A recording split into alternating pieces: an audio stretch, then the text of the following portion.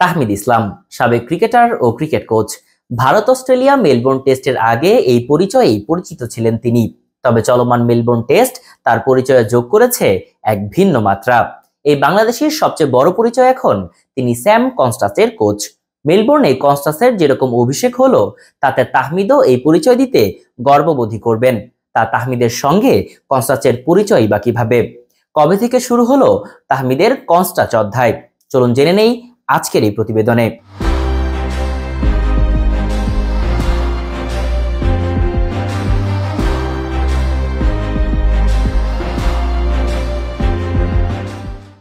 গল্পটা শুরু ৫ বছর আগে সিডনির একটি প্রাইভেট স্কুলে।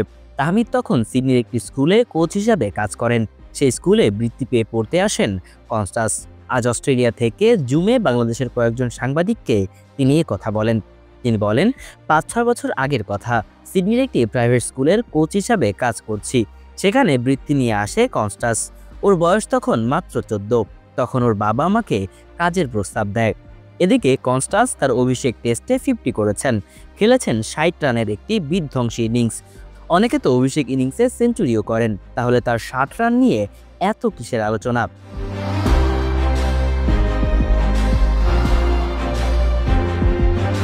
আসলে আলোচনাটা তার খেলার ধরন নিয়ে, বিশেষ করে জসপ্রীত বুমরার বলে মারা রিভার্স স্কুপ নিয়ে।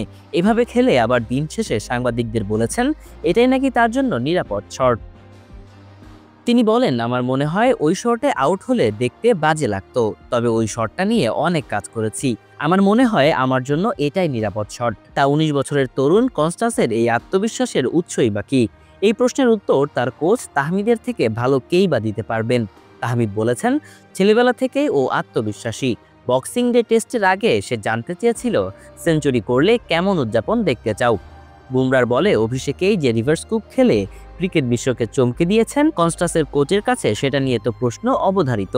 তাহমিদও জানিয়েছেন বিস্তারিতই। বলেছেন, কনস্টাস এই শট নিয়ে গত ৫-৬ বছর ধরে কাজ করছেন। বুমরার মতো বোলারের বলেও হয়তো সে কারণেই অত অনায়াসে খেলতে পেরেছেন শটটা।